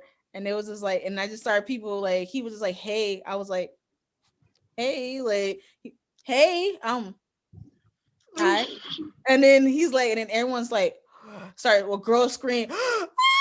I'm like, what? And they was like, Chance the Rapper. And everybody ran. I was like, wait, what? I'd be like, because I was like, who's this dude? Like, why he feel so comfortable coming up to me talking about, hey, do I know you? Like, I was he said, yo, I'm just chilling. You seem like like you got good vibes. I just want to say hello. I want to say hey to somebody before I get mobbed. And I was just like, I thought that was just so funny where it was just like, I'd be not noticing people right away. And I think that's like the funniest thing ever. Like I met so many celebrities that I just didn't notice until someone screamed out. And I was just like, oh shit. Because they look different in person. Yeah. Like, I was like, the time they do. They look different in person. Only person that doesn't look different in person is Barack Obama. And I met that man several times and he looks the same. He said, still clean. I'm always clean. Like, right? You're the only one that looked the same, photogenic and looked the same. Like, oh, okay. Like everybody else, I'm just like, who is this? Like, why are we screaming? Oh, okay, that's him. Okay. Yeah. I don't think I've met. I feel like I've met celebrities, but like I haven't met grand celebrities. Like not celebrities where it's like, yo, you are a B-list, A-list celebrity. Like I met Charlie Puth. Like I haven't met like no like celebrity where it's like, I see you everywhere, you're all over my TV screen, blah blah. Not even Chance the Rapper, and I'm from Chicago. I feel like maybe one day I'll meet him. I don't know. I mean, I love his music. I don't know about him as a person. I'm not about to be like, yo, you're such a wonderful man. Like, I don't know. But like, your music's kind of fat. But yeah, going back to like the interracial like YouTubers, I feel like, because we have this whole like fascination with Asian people in I feel like it's not even just like Asian people with Black people. I feel like a lot of times, because we're having like this big Korean wave right now, I feel like there's a fascination with Korean men with anybody, or just Korean women with anybody. But I feel like for me, one of the like, to be more specific about something that's like even more like, what is the whole Asian and Black together? And it's always interesting because, you get a lot of positive reactions about it. And then sometimes people be like, ew, like, like the way that I probably know what, like, a derogatory term is for Black people in like 4 different Asian languages, it's crazy. And I didn't look them up. It's always somebody that told me, or like somebody referred to somebody else that way, and I looked it up. Like, what is this? And I felt like it's wild. like, but yeah, I feel like it's always back and forth. Like, you may get some positive reactions, you may get some negative ones, but I feel like at the end of the day, you just focus on you as a couple. I don't think, and then your ethnicity or nationality or what you hold near and dear to your heart should really matter when it comes to who you love and what's going on with the person that with your relationship. So I feel like a lot of couples shouldn't like make that the focus of their channel, because that's not really the most important thing of their relationship. Because at some point, this whole fascination is going to die down, and then what are you going to make in your videos? Like, what are you going to focus on when people no longer care about you two being together? Then what's going to happen? Like, yeah, exactly. Yeah, I think people focus on that too much, and I think that that's like super distant. I just think like 10 years from now, we're gonna really look back and be like, "Dang, we were racist." Like, as a society, like, I think like, and it's because like racism just never goes away, and I think that like certain things like people thought was cool, and then 10 years later, like, man, why did I do this? This is not cool at all. And so like, I just think like that's going to be something that's going to be really interesting and somewhat hilarious in the yeah. past, where like people are going to be like, I am racist in this situation. And that's what it is. They're gonna have to do some apology videos. When I made this video, I didn't realize that I was fetishizing my wife. Or when I made this video, I didn't realize how I was fetishizing my husband. I apologize. And it's gonna be through YouTube telepathy or Google telepathy. It's gonna be something new to like social media, like they get to beam it in your head, and we're like, we didn't know it was coming up, like something like that. It'd be hilarious. YouTube telepathy or Google telepathy. I wouldn't want that. That's invasive. Exactly. We just steal all your thoughts. It's free programming. We just steal all your thoughts. I feel like I'd be scared. I feel like, I don't know. I'm not really like a conspiracy person. Like, Bixby voice privacy contents have been updated. Bixby. Oh my gosh. Okay, so iPhones have Siri. I have a Galaxy. And my phone has this thing called Bixby. It's basically Siri, but it's the Galaxy version. And she just opened her mouth like, we updated our policies, please. Like, say yes. I'm like, yo, I'm in the middle of something. It was like, I'm not a conspiracy theorist, but them still in my thoughts. Is like, we updated our policy. Now you're not going, even if you are, you're not going to benefit. This country. But like, that just scared me. Why you point that out? But like, I thought you were a conspiracy theorist. You shouldn't be scared. It's only conspiracy. But like, if you introduce something that makes sense, I'm gonna be like, she's spitting. That's a bar. She made so much sense. But like, I'm not really super big on conspiracy theories, but I still think like, if someone were like, oh, the government is hacking to all your information, that's not too far-fetched when you think about it. Instagram is under some fire the other day for like, they literally watch their users through the screen. They watch their eye movements to see what they're looking at so they can pop up ads on your feed. They knew that. Right. I've been telling people that. I told bro, like this is literally what I told my friend. I told him, I was like, hey, like I think that they tracking our eye movements to see what we like. Because like I look at something like it's like I felt like they were reading my thoughts when I look at something. I was like, no, they had to. No one can read your thoughts. They probably know your eye movement. It's like different people can get involved, showing that you like someone. So if you stay, even like how you like track it when you move it, it's like you can see how long. It's like scientific ways, like how long you stay on a page, right? Like, oh, you stay on this 20 seconds longer than you would have you did something else. So you must like this, right? You might like this content. So let's take that data, right? And I think that that's like something that's super important. And I was like, and it's like almost reading your thoughts. And I was telling my friend that, and he was just like, no, blah blah blah. And I was just like, God damn it, believe me. I don't find that's far fetched. I wish he was on this live so I can call him out. And I'm like, I should have told him about it. Angela said she feels like if in the future people start streaming and profiting off of their thoughts, some people may become really good at controlling their thoughts and become thought politicians. You're nothing but a thought politician, Trump. No, I don't want to think like that. Oh, I can't hear you, Jessica. You cut out.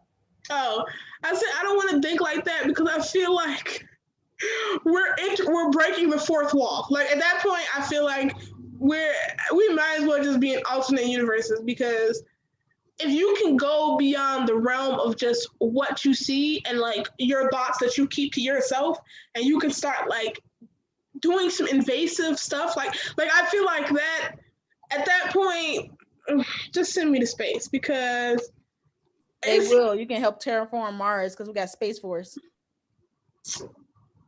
I mean, it's really a thing. What are you looking at? At some point, the Earth will become inhabitable. So, like, I'm not mad at that. But, like, you're like, what? Now it's going to the conspiracy theory land. It's not even conspiracy. It's like confirmed facts of stuff.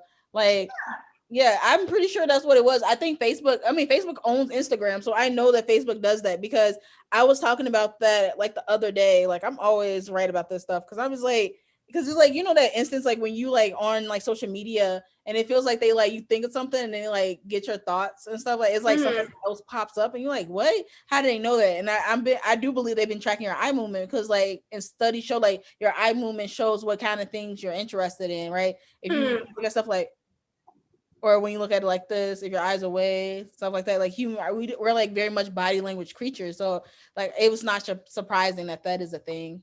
Yeah, and it's like I said, it's really weird. Like, it's crazy when you think about it. Like, people really be out here.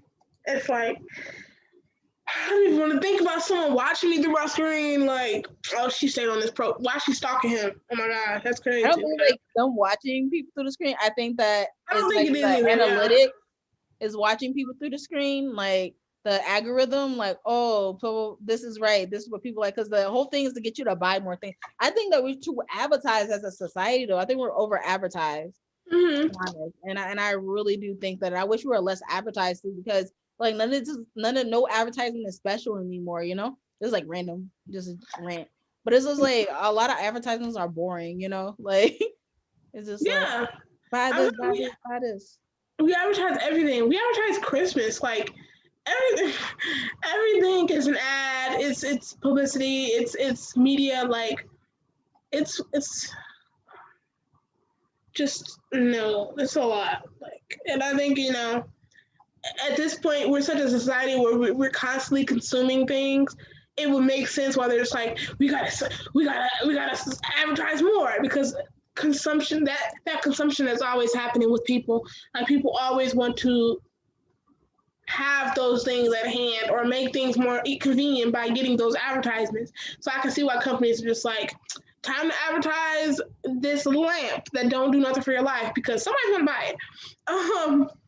Yeah, I don't know. I just wish they dial it back a little bit. But with that said, let's just end it here. Thank you, Jessica, for I'm like, thank you, Jessica, for coming out. I hope that we can do this again sometime, another live or so, and do a reaction to that one channel. If not, that's plenty of fine. Yeah, definitely.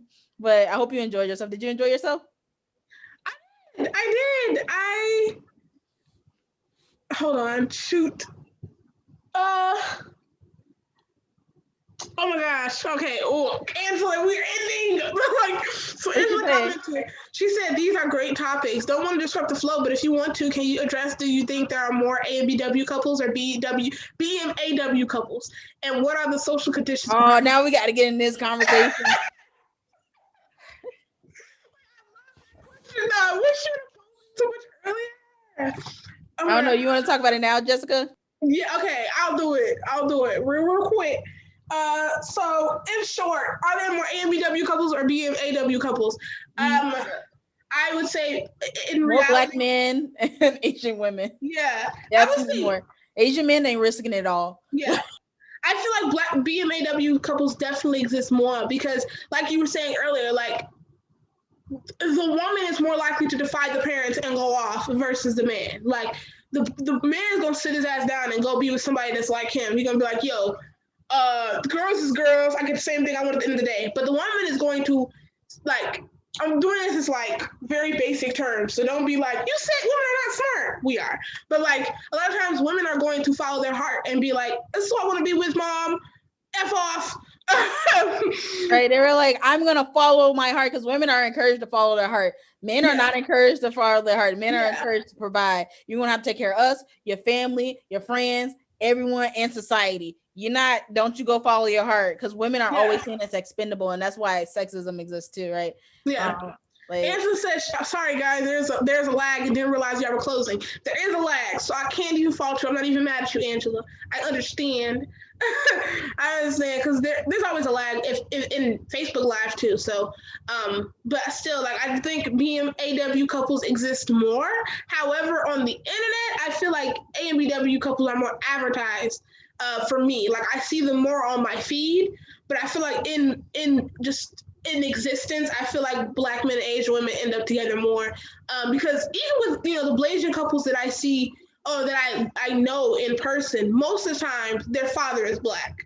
Their father is the Asian one. Their father is usually the Black one, and it's like he was deployed in Korea. He met my mom or something like that. Like that's usually the general story. Like it'd be like he went over there, he saw her, they fell in love, they came over here and had me, stuff like that. And what are the social conditions behind that? Like Consuelo was saying, men ain't risking it all. Like men are not risking it all, and it's just like I think a lot of times men are also more worried about the repercussions behind, church having a non, like if it's an Asian man, they are more concerned about not having an Asian wife or Asian girlfriend because they're more scared about the consequences in their church, in their school, at work, in society. They don't want people looking at them sideways, blah, blah. But I feel like a lot of times, and if it's reversed, I feel like the woman is just like, I feel like a lot of times, of course, she sees those things and she doesn't want those things to happen either. But like Kusela was saying, like women are more encouraged to follow their heart and marry a man for because you love him, not just because don't be a gold digger, don't be somebody that's with him for superficial reasons, be with him because you love him and stuff like that. So like women are more encouraged to do so, to go outside of the grapevine and to do what they want to do, whether they want to do it out of love, whether they want to do it just to defy the hell out of their parents. Like either way, you're more likely to do it. Yeah, and what reminds me is also something like my dad said is like, men carry the name of the family, right? Mm-hmm. And so like that's also a thing. It's just like, and like the parents like, we don't want Black kids to carry our name. Yeah. Like usually 9 times out of 10, like people don't do like hyphens, or sometimes now hyphens are becoming more like prevalent with the last name. Yeah, but like most people just take the husband's last name in like heteronormative relationships. Mm-hmm. And so like, so they're going to most likely have somebody's last name. And so that's going to definitely be like something, I don't know. I just feel like that's definitely going to be a issue, right? Mm-hmm. Where like someone is going to definitely have like someone's like last name. So like, they're like, I don't want to pass it down to Black biracial children, or I don't want to pass it down to like, to this Black person, right? And then their family is like, yeah, you bet not, or you're not getting any inheritance, you're not getting any of like, no money, you're not getting no like, we're not talking to you. We're gonna emotionally blackmail you, et cetera, et cetera. So it's just like it's a lot of consequences to that. Whereas women is like, oh, you're gonna take his name. We don't really care about our girls, but we prefer best. Because one thing that parents always are taught to have, like in society, since we're like really sexist, is like we want our girls to marry into like good families, right? Mm-hmm. And we're disappointed when they don't marry into good families, right? And a good family is someone who has money, someone who has status. But when they don't marry into it, we kind of like upset about it. But people usually get over it. But like, but like the sons, like you carry the name, you inheriting in this. So like in general, like in with any like, well, I said black culture. Black culture is weird because black culture is mostly like a kind of matriarch that thinks it's a patriarch. But but I would say like other races as well, like other cultures, majority are like the same way. Whereas like, hey, that person's carrying your name, so you're not going to be marrying XYZ. Especially if that person's carrying your name, and then they're like, we're okay with white people carrying your name, right? But then they're like, we're not okay with black people carrying that name, right? And it's like if you do date outside your race, date white, because that's also a status increase, right? Like biracial white Asian kids, pretty sure they have more of a status increase, right? And it's not saying like that, but it's like, of course, like biracial people go through a lot of things in society, because they are both, right? They're both white and or other, or they're both other and other, right? And then it is very difficult, but but I think also it is a such thing as like biracial privilege, especially if your other is white, right? And that like people tend to exotify biracial people and like get them like the name, like they're more beautiful because they're mixed, right? And they're like, and which is like very unfair to people who are not mixed, right? And then I think that that's not biracial children's fault. They're not biracial people's fault, but it's society's fault, right? For pushing that onto children and pushing it onto adults who share those identities. Yeah, that's absolutely correct. I feel like, it goes back to what I was saying. Like a lot of this stuff is so deeply ingrained within the society and within the culture that it's hard for people to just be like, okay, I'm gonna be different. I'm gonna be the right way. I'm gonna do things the right way. Because it's like social pressures is a thing. Like, and not even just social pressures, but it's like society could have, like, when you're older, you can have society can have a completely new way of thinking about things. But what you're always going to go back to is what you grew up on. And that's what you're going to be used to. Not like society now, society don't even care about my interracial relationships. But when you grew up, if that was a thing that you saw in your household and that is what your brain developed around, then that's what you're going to remember. So it's like, those things do exist, and it's not as easy as just like a switch where you could just flip it on and off and be like, okay, I'm going to be a different person. I'm going to be a better person. I'm going to do things better for my family. Like, it's not as easy. And I feel like, unless you're blessed to be a person that's just like, I don't care about opinions. I don't care what people think about me. Like, I do what I want to do. Unless you're that type of person and you're just like completely void of the environment around you, then for the most part, you're going to care. You're going to react based off of your environment. So I'm not going to fault people completely for being, for having those ideals, or even parents. I'm not going to fault them completely because their parents told them and their parents told them that you can and cannot do this. And if you do this, you're going to have an unhappy life. So I can't fault people, especially, like I said, parents, for telling their children that they need to do X, Y, and Z, because they might think, if you don't do this, you won't have a good life, or I don't want to be a part of your life because your life is going to be chaos and misfortune. I don't want anything to do with, you defying me. So I feel like, I'm not faulting them completely, but I do think there is a time, this is a time for change, and it is time for you to, do things differently. So I'm not taking excuses nowadays of being like, well, I'm going to do what I'm used to because that's what I'm used to. Like, we all see that does not work. And we all see that has more damaging effects than good effects. So how about you try your best to change? Seek therapy. Work on yourself every day. Take it day by day. I'm not saying that says that seek therapy. Because you know what? Therapy helps. It does. Like, I met a lot of people who have went to therapy. I myself went to therapy at certain points. And there's also different things you can do that are therapeutic. So I want to say seek therapy, because it's not like a thing of like shaming people with mental health issues. It's like seek therapy. Like, that is helpful, Yeah, it helps you. Even if you think like I'm all good, there's nothing wrong with me, you probably have some internalized whatever. You probably have some stuff that you buried, that your brain blocked out because it was so horrendous. Like, you never know.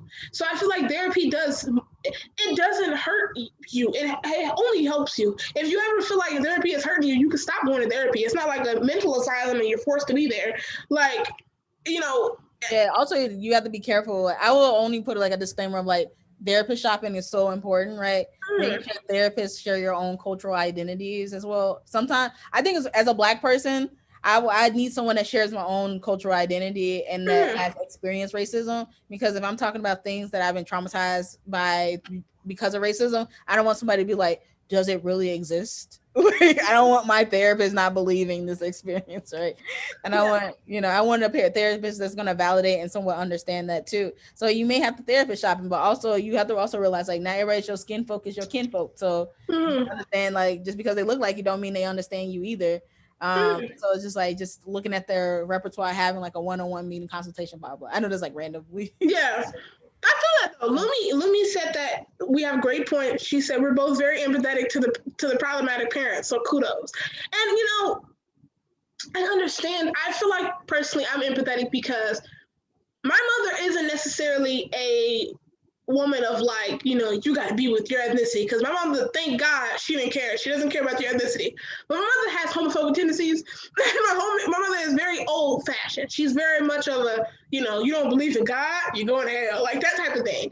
So like from a personal standpoint, I understand that my mother only is doing what her father told her that she needed to do to have a good life. Or like she's projecting because this is what she had to experience in her childhood.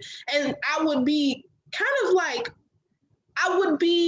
it wouldn't be fair for me not to take that into consideration. Yes, my mother is about 41 now, but like, again, my mother has never my mother has never gone to therapy. She's never been like, I'm going to work on myself mentally, physically, emotionally. So of course these things are going to carry on with her into her adulthood and probably for the rest of her life, because my mother probably doesn't even believe in therapy. Like my mother is very much a pray it away.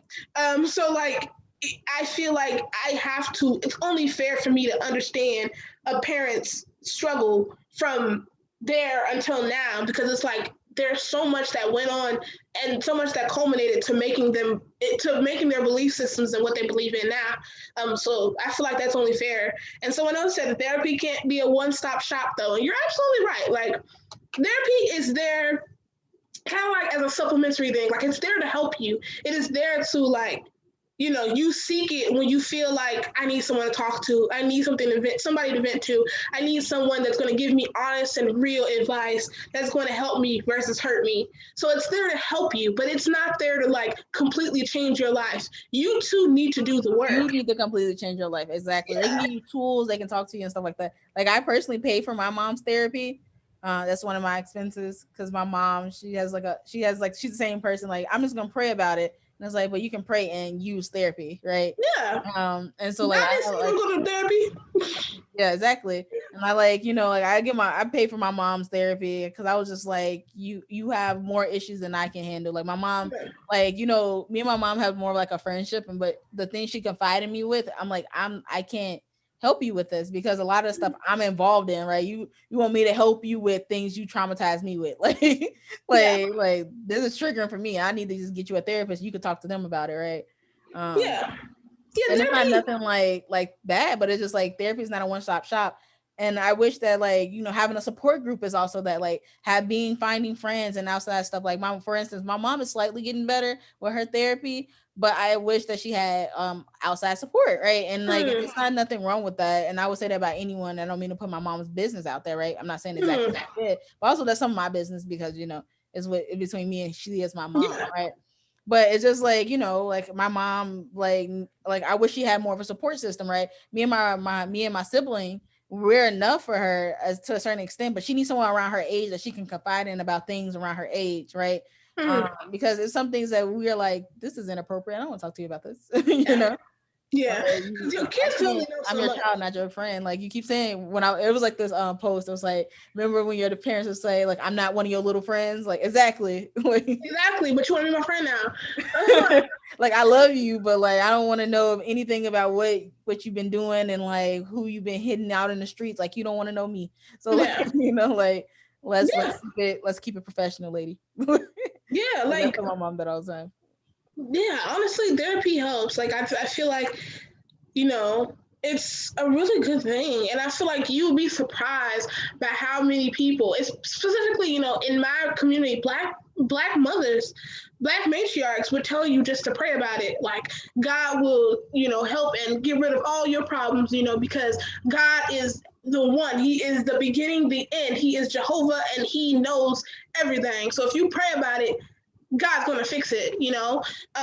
But even in Christianity, I grew up in Christianity. I've probably read the entire Bible. In the Bible, it says faith without works is dead. So you can have all the faith in the world and pray until your knees bleed. But if you're not doing the work to help yourself and to make yourself a better version of you, nothing's gonna happen. You can't just pray, and expect something. And that's like me praying, like, God, please give me all A's. And I haven't studied, haven't done our homework, Haven't did nothing. nothing. Right? I'm not getting With A's. the class. I'm failing that grade. I'm going back. So, and I think a lot of people, like I said, within the Black community, they don't really realize that. A lot of parents don't realize that it's only half the job to just pray about it. Because even if I was your child and I too believed as heavily in Christianity as you did, I'm not just going to pray, and expect not to do the work.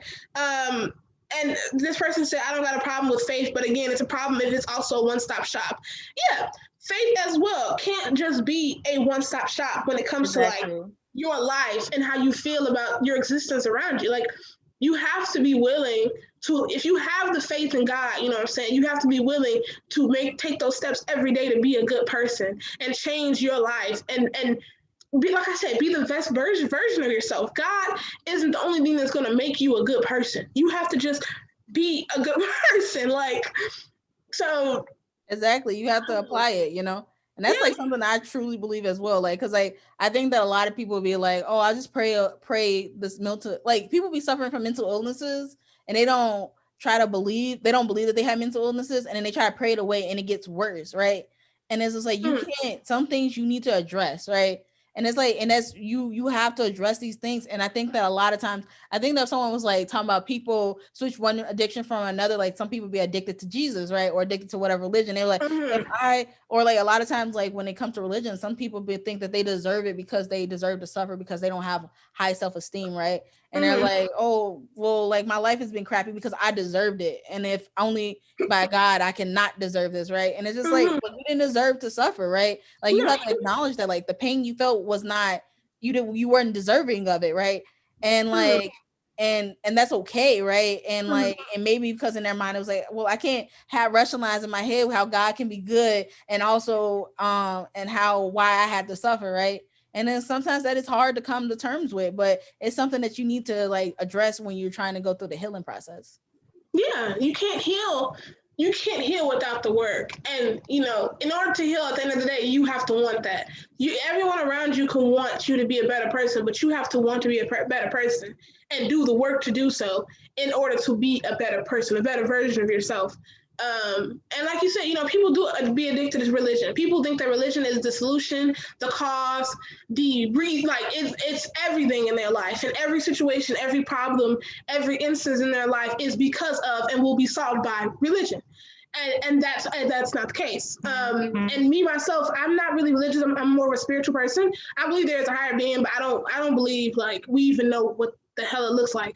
But like, I think, even if I was still younger and I still believed, I still went to church 5 days out the week and I was still there with my mom, I feel like because I'm not, I would still ask those questions and I would still carry those questions and look into those questions and realize like the Bible isn't my it's not the judge, jury, and executioner when it comes to what I do in my life. Like the Bible isn't the only thing that I need to go by when it comes to me living and being a good woman or a good person. And so I feel like, your parents know that too, but it's just like their belief in God so heavily kind of overshadows the logical, like it overshadows the logic and everything. But you have to have a good balance of both in order to be a good person. In order to have a good faith, you have to have a good balance of logic and faith, I guess.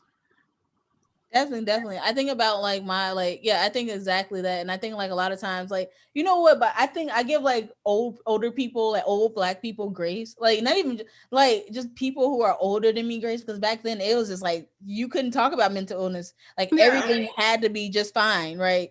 Like you yeah, couldn't talk about that, right?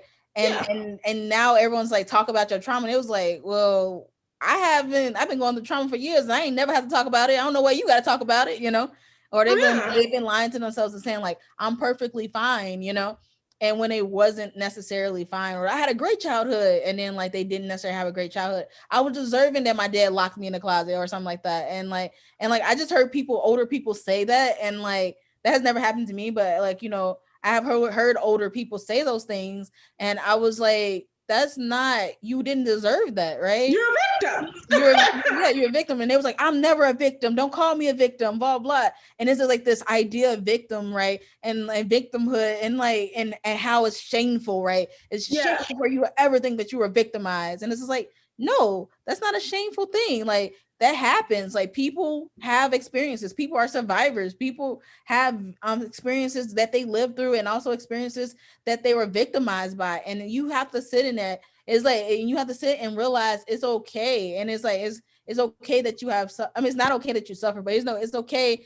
that you didn't recognize that it wasn't okay. You know, and yeah. I think that that's something that a lot of older people don't have to go through. And when I talk about older Black people in general, I think like older Black people tend to not I don't know. I just think of older Black people, like you know, they grew up with a lot of racism, and like you know, we grew up with racism, but they what they had, it was just like legalized, you know, and like ours is like legalized, but I think it was just like it was crazy. Like my mom, she grew up in like that's when my mom was going to school, like integration just started, you know, Hmm. like she grew up in, Integration. she went to a predominantly white school, and how that like the trauma behind that. And my dad, he wasn't able to go in different neighborhoods, and like he used to get beat up by the white kids, and the trauma behind that, and then like also the internalized racism that Black people have from like just living under so much of like whiteness, right, in the country, and how that plays a role into like people, right, and like in their lives. And like and that's why I don't get too upset like with like older Black people just being like this is what it is, because it's just like that's God was the only thing you had. Like, Yeah, that and was it the can only be, thing you had back then. yeah. And someone in the comments said that they said they feel like he said, I feel like that may be what the image of strength is, to deny weakness and vulnerability at all times. And I wholeheartedly believe Definitely. that. Me, myself, even to this day, I hate being vulnerable. I hate feeling like somebody has the one up on me when they know too much about me, or they see me down, or they see me like at my lowest. I hate feeling like I give people that leverage to fuck me over in the future, like to mess me up later on, because they know like, oh, I remember you when you hit rock bottom. Like I hate being vulnerable, and I feel like that's just something that my family has passed on to me, and I'm working on changing that behavior every day. Like it's definitely not now as bad as it used to be. Like I used to like be furious if I felt like somebody walked on me crying. I used to be like, ugh. But now I feel like, I'm working to change that every day, and it's not as bad, but I still don't like being vulnerable. And and I feel like a lot of times people say like Black women have stand up breakdowns, where it's like you at work, something is so overwhelming, you go to the bathroom, cry for 3 minutes, go back out there and do your job. Like Exactly. And it's that's kind how of we were taught. We're like literally taught like that. I had so many minutes of that, like I'm stressed, I'm gonna cry, and then I was like, time to get back to work, you know. And then like, you know, I have some of my friends be like, how can you do that? Like that's crazy. But it's just like, I don't know, it's just something that you were just taught to do, right? Just like, mhm. and it's just like something you see your moms do. Like, oh, I never really seen my mom cry, but I know she cries, right? And the Yeah. same thing, like people may not ever see me cry at all, but like, but it's just like, but it's just like because they see this persona of like, hey, I have to, because it's like the world's so bad that like you have to consistently go through it, that you just gotta suck it up, you know. And Mhm. it's like, and that sucks though. But it's just like because no one's that very much is like, I don't know. I think about all the experiences of where like people don't lend a hand to Black women sometimes, where it's just like, oh, you're crying, you're weak, like you know, like. But if it was a dainty white woman or a dainty like non-Black woman, it'll be like, oh, what's wrong? You know, let's take a sit down for this. You know, they'd be more gentle with that, right? And it's like almost everyone in the world expects Black women not to feel. And so like I feel like when I that's why I'm not too upset with my mom for not like being connected to her emotions sometimes, because she's just like, hey, this world ain't never been connected to me. And I'm like, okay, yeah. Yeah, Actually, and I that's not think even how my mom talks. My mom is like the most sweetest person.